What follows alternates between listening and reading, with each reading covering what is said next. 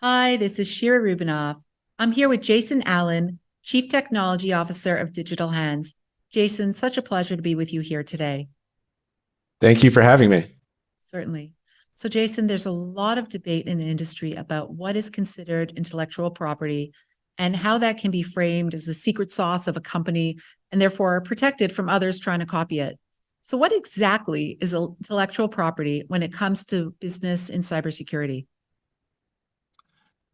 Yeah, so traditionally, intellectual property could pertain to patents or trade secrets. And like you said, in some cases, it literally is the secret sauce. So if we think about the recipe to Coca-Cola, for example, You that's have most it? certainly, I don't have it, not yet. Okay. And hopefully it doesn't get leaked on the internet anytime soon. But, in terms of, cybersecurity and the risk associated with it, it's more along the lines of things like proprietary algorithms, databases, source code, any sort of strategic plans that an organization may have, or it may even be PII, associated with employees or users or anything else. So to me, it's really any sensitive data that holds value. That's a great way of explaining that. And can you share any real world examples or case studies where companies fail to secure their IP and therefore they face consequences? And I know there's a ton of that out there. We read about it all the time, but I'd love to hear some stuff that you had to deal with yourself.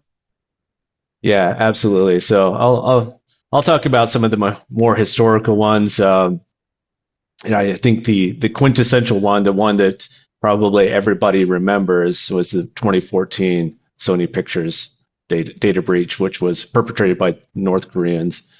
And Sony suffered a lot of harm from that, both from a reputation standpoint, but they actually had to change some of their release dates for some of the movies that they had coming up. So there were actual tangible consequences to that. There's been a bunch in the past year. I think these things are starting to accelerate, or maybe we're just hearing more about them, right? Last year, around the holiday times, Slack had a data leakage event associated with their GitHub repository. So attackers were able to access their source code at that point. And for a SaaS-based organization like Slack, I mean, there's few things that are worse than actually losing access to your source coding for that being in the wild. Earlier this year, there was a similar situation with Facebook and their Llama LLM model, their AI model. Now that's in the hands of anybody and everybody, right? Including cyber attackers.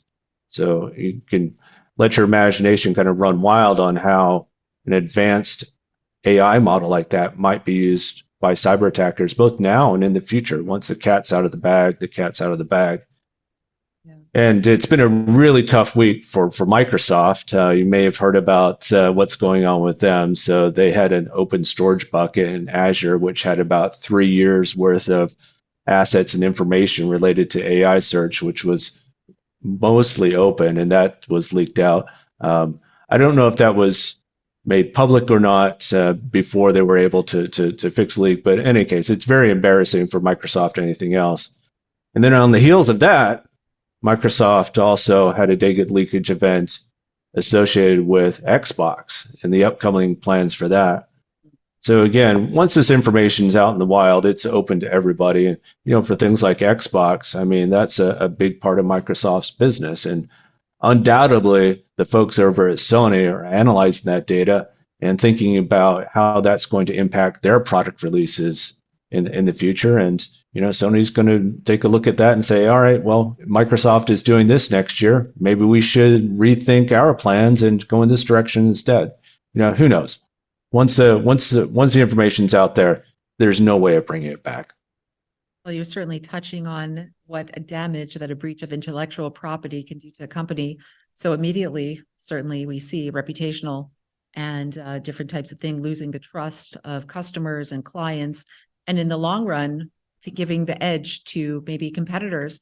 But can you dive a little deeper into that? Like talk a little bit more about the damage that organizations, companies, releases, all sorts of things can happen to an organization should this occur.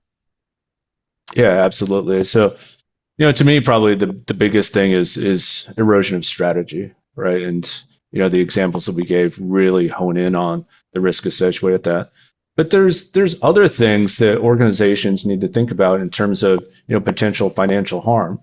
There's been email that's been leaked in the past that has a lot of embarrassing information that the organization wanted to keep private, and once it's out in the public, it's fair game for anyone, including folks who want to pursue legal matters as well. Reputational harm, obviously a huge component of this for a company like Microsoft or any other security-focused organization. Experiencing a data leakage event or data breach event, people lose trust. They lose some element of credibility. Over time that can be gained back, probably, but obviously it's one of these things you want to avoid at almost any cost. Certainly. And I know it's very interesting. Like back in the 90s, it was more of the way to go is bye-bye brand. You can't be held liable if you use the big guys. And if something went down, well, I did the best I could. Everyone's using it. And that has shifted tremendously in our ecosystem today. Bye-bye brand is not a get out of jail free card, but also it's looking for the best solution for the best company, and reputation is huge. And even the larger companies have to pay tremendous attention to that because they're on the cutting board just like everybody else. So how often and how should companies assess their security posture, especially concerning IP? And that's something I know that organizations, they try to figure out what is the right ebb and flow there. Yeah, that's a really interesting question to me, because when I think about the answer to that question, I lean back into my experience as a CTO for the past 10 years, and I think about software delivery. Yeah. And from a software delivery perspective, developed the source code internally, but before it goes into production, there's a lot of time and a lot of effort spent on quality assurance, so testing that software before it's actually deployed. And then once it is deployed, and what I think is very important is this notion of continuous scanning. So, vulnerabilities are released, things change in the software, but perpetually scanning that code base and that running application is very important to make sure that you have complete visibility of, hey, this thing is actually secure as we can make it, and there's nothing lurking in there that could potentially make it easier for an attacker to gain access to that software application. Now, I think the same should be true of an organization's overall security controls as well. So I'm a big believer in continuous or at least regular security control validation. So once you've deployed your security controls, that's not the be all end all. To me, that's just the beginning. That's the first step. But regularly testing those controls to make sure that they're stopping the types of attacks that you believe they're attacking is really important, because if you deploy the controls and then that's it, hands off, you're not going to know what gaps exist over time. So running periodic tests at least once a quarter, ideally running maybe even weekly, to ensure that your controls are working as well as you believe they're working, is incredibly important. Well, I love those pointers that you just gave our audience. And of course, that is certainly extremely important. As businesses change, the ecosystems change, there's lots of different attacks coming from all over, and that does not stay the same. And we have to be very careful. And as you mentioned, I think it's very important organizations run these. I think, as you mentioned, quarterly at minimum, and I agree with you, it should be that much more. And for companies who believe they have nothing to hide or nothing worth stealing, what would you like to tell them regarding IP security? And before you answer that, I'll just add, I find that kind of whole notion to be so interesting, because I've heard that myself. I'm sure you've heard that as well. We're an open book. We have nothing to hide, but no one is handing over the intricacies of their business to just anybody who wants to know. So please let me know your thoughts around that. Yeah, I agree completely. It's kind of a silly notion, right? I mean, if that were actually true, then remove all the passwords and authentication off of Trust. all of your email accounts, everything else. Just make it completely open source at that point. Sure. Organizations are more. Let me be more specific.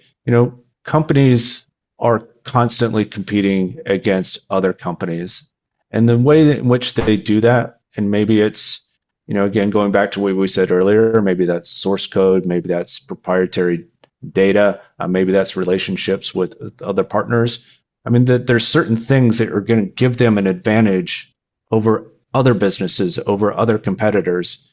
And I can't imagine a single scenario where a company would completely open that up to everyone else, because I mean, naturally, it's going to erode any sort of competitive advantage they would have over everyone else. That's definitely true. And, I know when they talk about in the industry about sharing information, they're not specifically talking about their IP. So people should not get that notion that, hey, we're an open book. Let me give you everything that we know so you can make yourselves better. It's more from the perspective of, there's a bad actor out there. Keep your eyes out for something that can be permeating your perimeter, and being careful around that. And Jason, any other pointers you'd like to share with our audience, or any business tips or any cybersecurity interesting facts you'd like to share with our audience, just from your own personal experience? Again, I'm going back to this notion of security controls. Your security controls are only as good as they are when you test them. So, it's great to, spend a lot of money, buy the latest, greatest tools, train the best people to operate and deploy those tools and to monitor them. But unless you actually rigorously test these controls, you don't really know what you have. Exactly. You said that very well. And I think organizations really need to take note of that, because, buying the latest and greatest, as you said, having the right people, but not implementing in the right way or utilizing in the way that it needs to be used. That's, we call it the people, the process, the technology. That process is a That's testing, right. and it's not just testing your people. Test your technology, make sure it's up to snuff and working with the way your organization works as well.